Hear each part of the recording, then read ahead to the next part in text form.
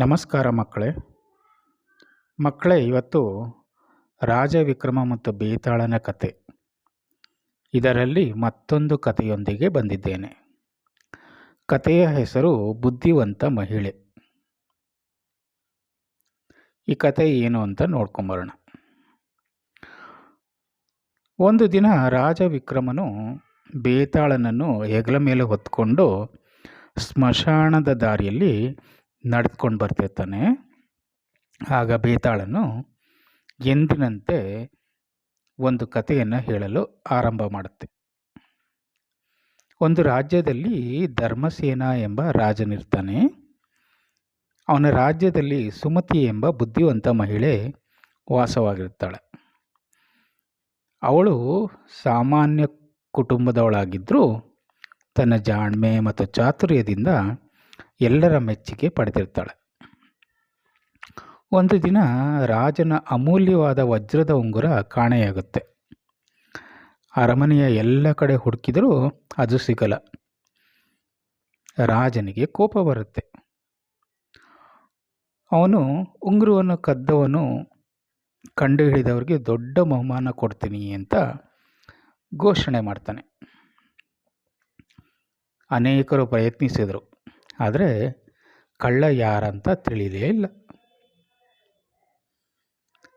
ಆಗ ಸುಮತಿ ರಾಜಾಸ್ಥಾನಕ್ಕೆ ಬಂದು ರಾಜನ ಮುಂದೆ ನಿಂತ್ಕೊಂಡು ಹೇಳ್ತಾಳೆ, ಮಹಾರಾಜರೇ, ನನಗೆ ಒಂದು ಅವಕಾಶ ಕೊಡಿ, ನಾನು ಕಳ್ಳನನ್ನು ಪತ್ತೆ ಮಾಡ್ತೀನಿ ಅಂತ ಹೇಳ್ತಾಳೆ. ಆಗ ರಾಜ ಒಪ್ಕೋತಾನೆ. ಮರುದಿನ ಸುಮತಿ ಅರಮನೆಯಲ್ಲಿ ಎಲ್ಲ ಸೇವಕರನ್ನು ಒಂದು ಸಾಲಲ್ಲಿ ನಿಲ್ಲಿಸ್ತಾಳೆ. ನಿಲ್ಲಿಸಿ ಪ್ರತಿಯೊಬ್ಬರಿಗೂ ಒಂದೊಂದು ಉದ್ದದ ಕಡ್ಡಿಯನ್ನು ಕೊಡ್ತಾಳೆ. ಕೊಟ್ಬಿಟ್ಟು ಆ ಎಲ್ಲ ಸೈನಿಕರಿಗೆ ಒಂದು ಮಾತು ಹೇಳ್ತಾಳೆ, ನೀವು ಇಟ್ಕೊಂಡಿರುವಂತಹ ಕಡ್ಡಿಗಳು ಸಾಮಾನ್ಯ ಕಡ್ಡಿಗಳಲ್ಲ, ಇವು ಮಂತ್ರದ ಕಡ್ಡಿಗಳು.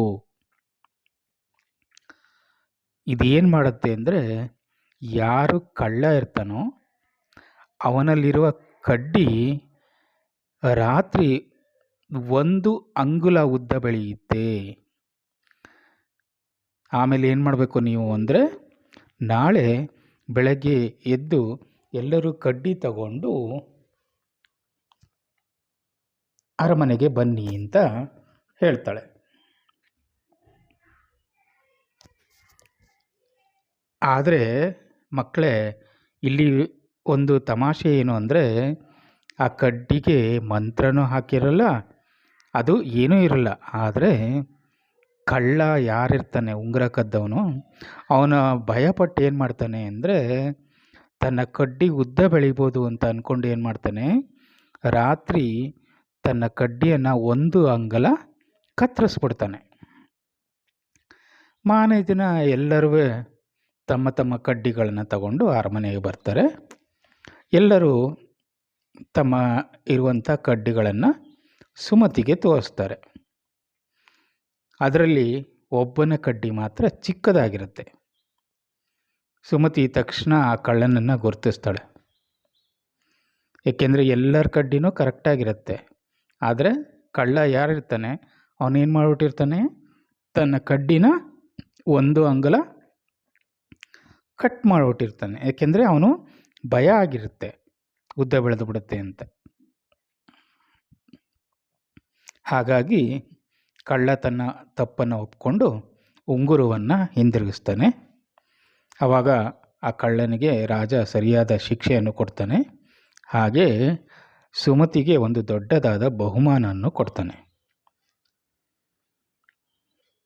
ಇಲ್ಲಿ ಕಥೆಯನ್ನು ನಿಲ್ಲಿಸಿದ ಬೇತಾಳ ರಾಜ ವಿಕ್ರಮನಿಗೆ ಒಂದು ಪ್ರಶ್ನೆಯನ್ನು ಕೇಳುತ್ತೆ.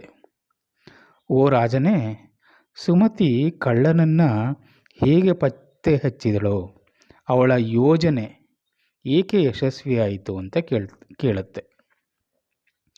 ಆಗ ವಿಕ್ರಮ ಉತ್ತರ ಕೊಡ್ತಾನೆ, ಸುಮತಿ ಮಾನವನ ಮನಸ್ಸಿನ ಭಯವನ್ನು ಬಳಸ್ಕೊಂಡಿದ್ದಾಳೆ.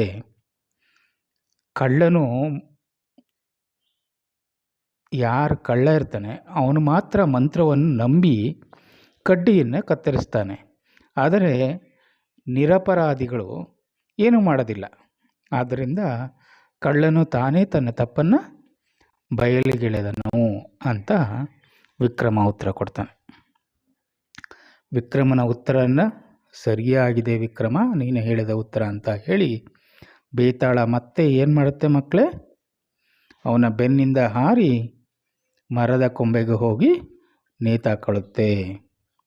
ಮತ್ತೆ ಏನು ಮಾಡ್ತಾನೆ ವಿಕ್ರಮ, ಅವನನ್ನು ಹುಡ್ಕೊಂಡು ಹಿಡಿಯಕ್ಕೆ ಮತ್ತೊಮ್ಮೆ ಹೊರಡ್ತಾನೆ.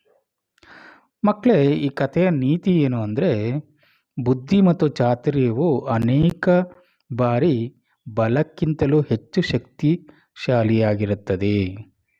ಆದ್ದರಿಂದ ಮಕ್ಕಳೇ, ಇಲ್ಲಿ ಸುಮತಿಯ ಪ್ರಯತ್ನ ಬಹಳ ಶ್ಲಾಘನೀಯ. ಅವಳು ಎಷ್ಟು ಚಾತುರ್ಯದಿಂದ ಆ ಕಳ್ಳನನ್ನು ಹಿಡಿತಾಳೆ. ಅದೇ ರೀತಿ ನಿಮ್ಮ ಬುದ್ಧಿವಂತಿಕೆಯನ್ನು ನೀವು ಓರೆ ಹಚ್ಚಿ ಅದನ್ನು ಹೆಚ್ಚು ಹೆಚ್ಚು ಬುದ್ಧಿವಂತರಾಗಿ ಮಾಡ್ಕೋಬೇಕು ಮಕ್ಕಳೇ. ಅದರಿಂದ ನಿಮ್ಮ ಜೀವನದಲ್ಲಿ ಯಶಸ್ಸನ್ನು ಕಾಣ್ತೀರಾ. ಈ ಕಥೆಯನ್ನು ಎಂದಿಗೂ ಮರೆಯಬೇಡಿ ಮಕ್ಕಳೇ. ಎಲ್ಲರಿಗೂ ಒಳ್ಳೆಯದಾಗಲಿ.